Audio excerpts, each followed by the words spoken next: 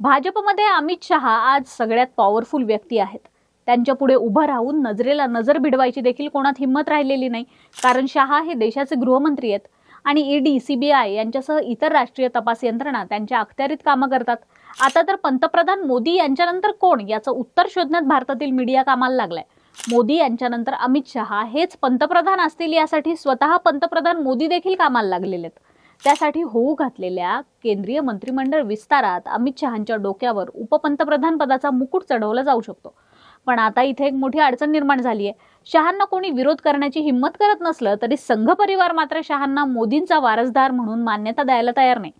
संघाच्या मनात 4 जणांची नावं आहेत. क्रमांक 1 वर आहेत यूपीचे मुख्यमंत्री योगी आदित्यनाथ, क्रमांक 2 वर आहेत महाराष्ट्राचे मुख्यमंत्री देवेंद्र फडणवीस आणि क्रमांक 3 वर आहेत नितीन गडकरी. तर क्रमांक 4 लागतो शिवराज सिंह चौहान यांचा. या व्यतिरिक्त देशाचे संरक्षण मंत्री राजनाथ सिंह यांनाही पंतप्रधान होण्याची सुप्त इच्छा आहे. पण या 5ही नावांना बाजूला करण्याची जबरदस्त खेळी शहांकडून खेळली जाते. 2029 पर्यंत हे सगळे बाजूला होतील का, हेच आपण या व्हिडिओत समजून घेऊ. नमस्कार, मी अनुजा आणि तुम्ही पाहताय कार्यारंभ. अयोध्येतील राम मंदिर देणगी चोरी प्रकरणात अमित शहांकडून योगी आदित्यनाथ सरकारची बदनामी करण्याचा पुरेपूर प्रयत्न केला जातोय. ज्या योगींनी या चोरीसाठी एसआयटी नेमली त्या एसआयटीने चंपतराय सारख्या महत्त्वाच्या व्यक्तींना पाठीशी घालत त्यांचं नाव FIR मध्ये येऊ दिलेलं नाही. चंपतराय यांचं नाव FIR मध्ये यावं अशी इच्छा स्वतः योगींची असली तरी RSSनं तसं होऊ दिलेलं नाही. याच गोष्टीचा फायदा अमित शहा घेताना दिसतायत. कदाचित हे प्रकरण उत्तर प्रदेश निवडणुकीच्या तोंडावर प्रचंड तापवलं जाऊ शकतं. त्यामुळे उत्तर प्रदेशचा पुढचा मुख्यमंत्री योगींऐवजी दुसरा कोणीही असू शकतो. योगींना थोपवण्यात शहा यशस्वी ठरले तर मग त्यांच्या मार्गातील एक मोठा अडथळा बाजूला होऊ शकतो. पण हे सगळं 6 महिन्यावर येऊन ठेपलेल्या उत्तर प्रदेश विधानसभा निवडणुकीनंतरच होईल. आता सगळ्यात दुसरा मोठा अडथळा आहे नितीन गडकरी यांचा. गडकरी हे संघाच्या सगळ्यात जवळचे नेते आहेत. त्यांच्या मंत्रालयानं केलेलं काम हाच मोदी सरकारचा विकास आहे. त्यामुळे त्यांना रस्त्याच्या कामावरून तर हटवलं जाऊ शकत नाही. त्यासाठी पेट्रोलमधील इथेनॉलच्या वाढत्या वापरावरून गडकरींना ट्रोल केलं जात आहे. त्यांच्या मुलाची इथेनॉल कंपनी असल्याने गडकरी इथेनॉल मिश्रित पेट्रोलची भाषा बोलतायत असा त्यांच्यावर आरोप होतोय. सध्या ते देशातील वाहनधारकांच्या निशाण्यावर आलेत. बिहारच्या मनीष कश्यप नावाच्या युट्यूबरने इथेनॉल मिक्स पेट्रोलमुळे गाड्यांचं कसं नुकसान झालं यावर एक व्हिडिओ केला होता. त्यानंतर गडकरींनी भारतातील सर्व कार उत्पादक कंपन्यांच्या CEOंना बोलावून घेत मीटिंग घेतली आणि आपली गाडी इथेनॉल मिक्स पेट्रोलसाठी कशी तयार करण्यात आली आहे हे सांगायला लावलं. शिवाय मनीष कश्यप यांच्यावर टोयोटा कंपनीने दावा ठोकला होता. थोडक्यात गडकरी एकट्याने संपूर्ण टीकेला उत्तर देत आहेत. त्यांना सध्या एकटं पाडलं गेलंय. गडकरी हे एक सुसंस्कृत नेते म्हणून संबोधले जातात. त्यांना आयाराम गयाराम सारखे नेते आणि पक्षाची संस्कृती आवडत नाही. पण मोदी शहांपुढे सध्या ते काहीच बोलू शकत नाहीत. या सगळ्यात गडकरी सही सलामत राहिलेच तर त्यांना त्यांच्या वयाच्या आणि तब्येतीच्या कारणाने बाजूला केलं जाऊ शकतं. पण त्यांच्या मागे संघाचं बळ असल्याने इतक्या सहजासहजी गडकरींना हात लावला जाऊ शकत नाही. पण मोदी है तो मुमकिन है, त्यामुळे गडकरींना देखील थांबावं लागू शकतं. आता तिसरं नाव आहे महाराष्ट्राचे मुख्यमंत्री देवेंद्र फडणवीस यांचं. आज महाराष्ट्रात सगळ्यात ताकदवान नेते म्हणून देवेंद्र फडणवीस यांच्याकडे पाहिलं जातं. जशी केंद्रात अमित शहांची पक्षावर पकड आहे तशी महाराष्ट्रात फडणवीसांची पकड आहे. पण ही पकड 2022 पासून ढिल्ली करण्यात अमित शहा यांनी कोणतीच कसर सोडलेली नाही.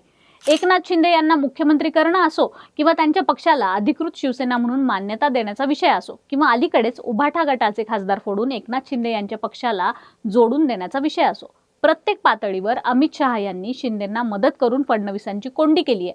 महाराष्ट्रात ज्या राजकीय घडामोडी होत असतात त्या फडणवीसांच्या परस्पर होतात.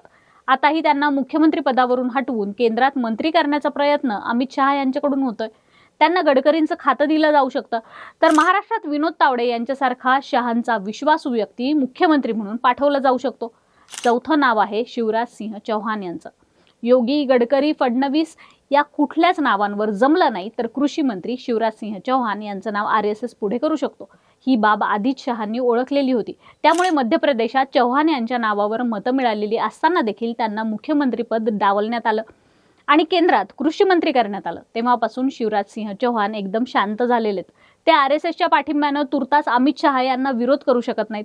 या सगळ्यात 5वं नाव चांगलंच पॉवरफुल आहे. ते नाव म्हणजे राजनाथ सिंह. 2014 साली जेव्हा केंद्रात मोदी सरकार आलं तेव्हा भाजपचं राष्ट्रीय अध्यक्षपद राजनाथ सिंह यांच्याकडे होतं. मोदी सरकारमध्ये राजनाथ सिंह दुसऱ्या क्रमांकाचे पद सांभाळत होते. परंतु 2019 मध्ये अमित शहांची मंत्रिमंडळात एंट्री झाली आणि राजनाथ सिंह संरक्षण मंत्री झाले. मोदींनंतर सर्वात ज्येष्ठ मंत्री म्हणून राजनाथ सिंह यांच्या नावाचा उल्लेख होतो. त्यामुळे 2029च्या निवडणुकीत पंतप्रधान निवडताना काही पेच निर्माण झालाच तर आपल्यापेक्षा सिनियर व्यक्ती मंत्रिमंडळात नकोत याची काळजी शहा घेतात. राजनाथ सिंह हे आज मोदी गटाचे असले तरी त्यांना भाजपमधील नाराज चेहरे हवा देऊ शकतात. त्यात राजस्थानच्या माजी मुख्यमंत्री वसुंधरा राजे असतील, शिवराज सिंह चौहान असतील, योगी असतील, गडकरी, फडणवीस असतील, हे सगळे वेळ पडल्यास राजनाथ सिंहाच्या पाठीशी उभे राहण्यास कुठलीही कसर सोडणार नाहीत. त्यामुळे राजनाथ सिंह यांच्यासाठी देखील अमित शहांकडे एक प्लॅन तयार आहे. या प्लॅननुसार राजनाथ सिंह यांना पुढच्या वर्षी होणाऱ्या राष्ट्रपती पदाच्या निवडणुकीत उतरवलं जाऊ शकतं. त्यांना राष्ट्रपती केलं की मग अमित शहांची एक मोठी चिंता मिटणार आहे. त्यांच्या वाटेत पुढे गतिरोधक म्हणून राजनाथ सिंह उभे आहेत. बाकीचे सगळे स्पर्धक अमित शहांच्या पाठीमागे आहेत. पाठीमागचे कधीही अमित शहांना बायपास करून राजनाथ सिंहाकडे जाऊ शकतात. त्यामुळे शहांना सगळ्यात आधी राजनाथ सिंह यांना सन्मानाने राष्ट्रपतीपदी बसवायचंय आणि बाजूला करावं लागणार आहे. शिवाय राजनाथ सिंह यांचा मुलगा उत्तर प्रदेशमध्ये आमदार आहे. त्यांना राजनाथ सिंहांच्या रिक्त होणाऱ्या लोकसभेच्या जागेवरून पोटनिवडणूक लढवायला लावून केंद्रात मंत्रिपद दिलं जाऊ शकतं.